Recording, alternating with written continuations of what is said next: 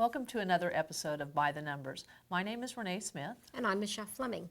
And today we're going to talk about helping your child with doubles and doubles plus and minus one. Okay. And play a cool game to play with your kids. Okay. Okay. So it takes two people because she's one and I'm two. That makes us doubled. So Kind of, sort of. Kind of, sort of. Double math teachers. Double your fun. Okay. Wasn't there a commercial about double mint Yeah, gum? We could be the double mint twins. Oh, yeah. We look so much alike. Well, we kind of sound alike. Well, maybe we don't sound alike, but we act alike. Okay. Maybe, sort of. Okay, here's the game. Okay. You ready? Okay. I am going to hold up certain numbers with my fingers, Okay. and I want you to double by modeling what I do. Okay. Okay? So if I hold up 2, you hold up 2. Okay. And what do we have here? 4. Okay. But So- what if I didn't know that? How could I figure that out? I could count 1, One, 2, two. 3, 4. So 2 plus 2 is 4. Gotcha. Okay? 6.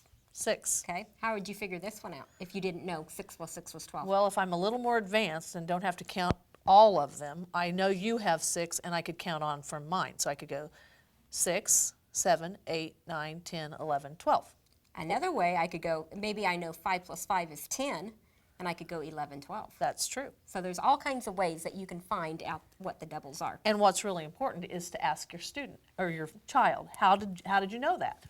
So that they can tell you what their strategy Okay, is. so you do one, and I'll double you and tell you how I know. 3. I just know that 3 plus 3 is 6. Okay. Okay? Another one.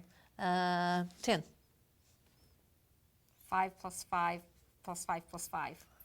4 groups of 5. Oh. So that's 10. Uh-huh. So let's do one, and let's tie it to the number line. Okay. Okay? Okay. So, 4.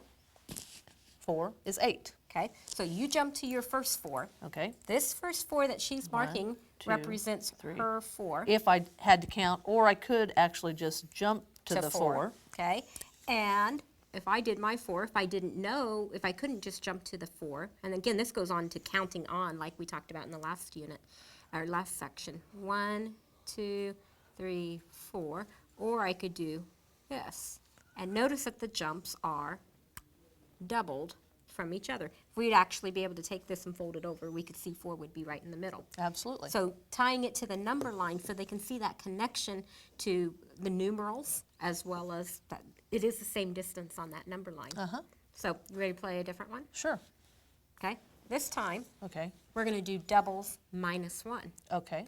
So I'm going to put up, actually you're going to put up some numbers. Okay. And I'm going to put up what you have, and then I'm going to take away a finger, and we're going to talk about how we'd know what that number is. Okay. So if I put up 8, Okay. Then I'd put up 8, and we know that is 16. 16. So once your kids really know your doubles and know them well, then you want to go to doubles plus or minus 1. Okay. So now I'm going to take away 1.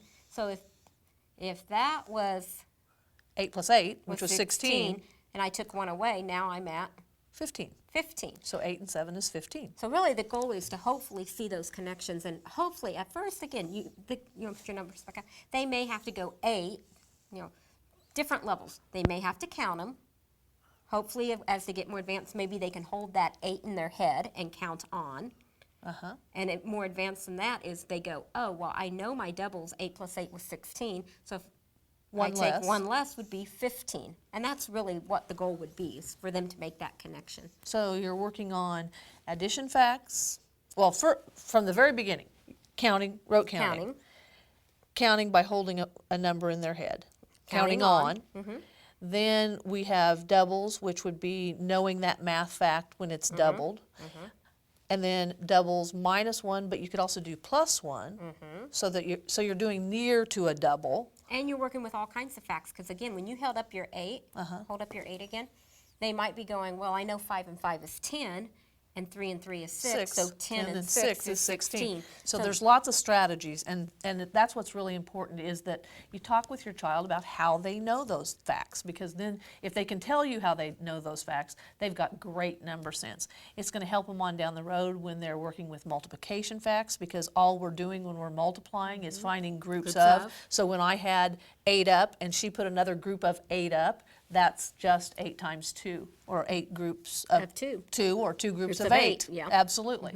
So lots of math skills and lots of communication, which is great for your child when they're going on to school.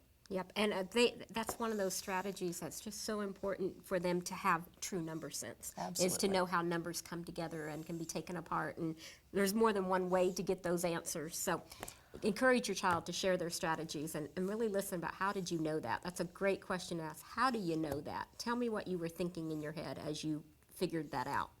So thank you for joining us in another episode of By the Numbers. And you can join us again for other episodes by checking us out on My Kids Turn.